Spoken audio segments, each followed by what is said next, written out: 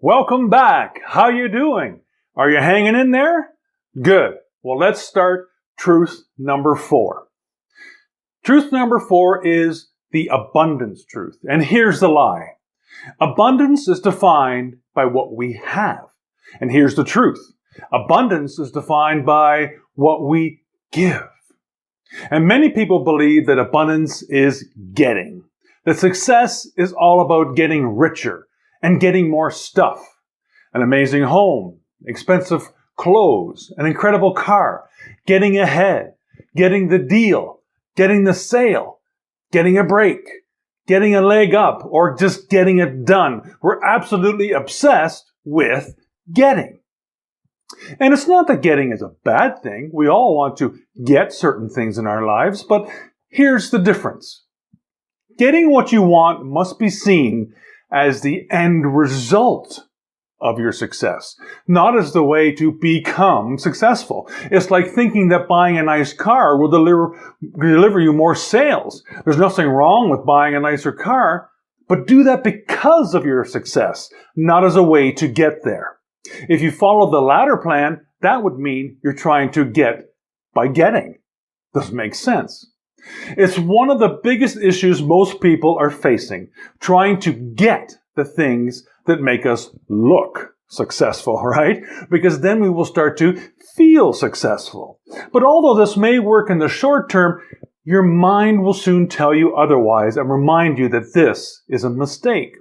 Sure, it may boost your confidence temporarily or make you work a bit harder to pay for some of your newfound debt, but the feeling is hollow and it soon fades, leaving you with nothing but guilt, shame, and a whole lot of debt. Basically, we're all trying to change the way we feel in the moment because we're all emotional beings. It's the same reason an alcoholic takes another drink, a drug addict takes another hit, or a person buys another pair of shoes. We all want to change the way we feel in the moment. And it usually works, except the moment doesn't last. And then we need to do it all over again. But how do you feel when your credit card or your credit line is maxed out? When you have to lie to your spouse why you missed the last mortgage payment? Not so good. So how do we avoid this trap then? Simple. Start giving instead of trying to get people's money. Try to give more money to them. Now, I'm sure I've got more than a few of you thinking, I've lost it, or that just wouldn't work for me. But hear me out. And by the way, this doesn't mean taking a vow of poverty or giving all your hard-earned money to charity, although those are worthy causes. But it does mean you need to do 3 things. Number 1, stop thinking of material wealth as a path to material wealth. This might make you feel wealthier for a short time, but it's not sustainable. Number 2, you need to see abundance as a result, not a route. You can't buy your way to success. It's just not going to happen. Abundance is the result of something, not the something itself.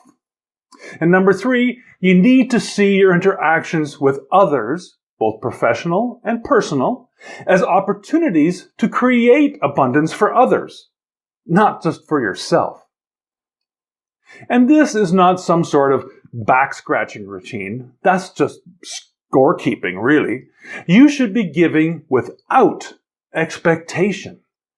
I remember when I was in real estate and I finally figured all this stuff out. When I started not caring about how much my commission was going to be and focused on helping and giving as much as I could to my clients. And when I did, my success soared. And giving can come in many different forms. For me, I was focusing on adding value. I provided a home warranty for them and paid for their home inspection. I had someone bring over boxes for them to pack all their stuff, then had someone pick up all the stuff they didn't want to take with them to their new home. At the other end, once they moved in, I picked up all the boxes and anything that the seller left for them or they decided they didn't fit into their new home. I showed up on moving day with lunch for everybody. I gave them gift cards for dinner so they didn't have to cook. I followed up with calls 1 day, 1 week, 1 month after they moved in to make sure everything was okay and that there were no issues with their new home. And if there was, I would help them get the problem rectified, even if I had to help pay for it.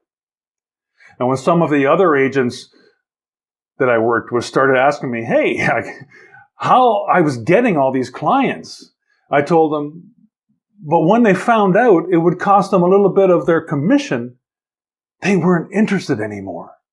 One even told me I should stop because I was making them all look bad. Can you imagine? But just showing people a home, doing all the paperwork, and making sure things flowed smoothly was expected. This is what people expected me to do. However, a very smart man once told me to deliver the unexpected, and so I did. Can you see now how giving and delivering the unexpected can make a huge difference in your life and the lives of others? This one may be a bit hard for some of you to adopt into your life because it goes against everything our capitalist society has taught us. However, I urge you to give it a try in as big or as small a way as you can. If you adopt this and stick with it, people will start saying, I don't know how you do it, just like they did to me. To recap then, here is the abundance truth one more time. Here's the lie. Abundance is defined by what we have. Here's the truth.